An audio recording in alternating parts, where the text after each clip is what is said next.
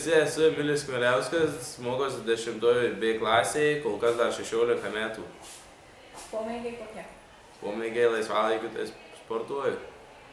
Ką sportuoji? Viską iš eilės. Viską. Kaip manai, kodėl esi nominuotas metų išdaigininkui? Sumaišysiu kažkuo kitu. Su mani? Greičiausiai su Modestu sumaišė, tai labai panašus.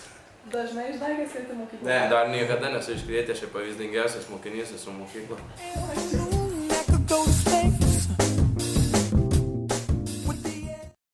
Sveiki, aš esu Aidas Dolikas, 1 B klasės mokinys. Popamokinė veikla, manau, yra kovų menai.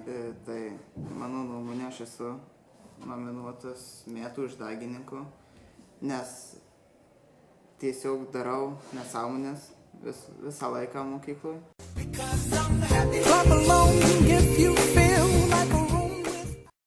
Esu Naglis Kolikauskas, 7 A klasės, mokosi Marijonų gimnazijoje.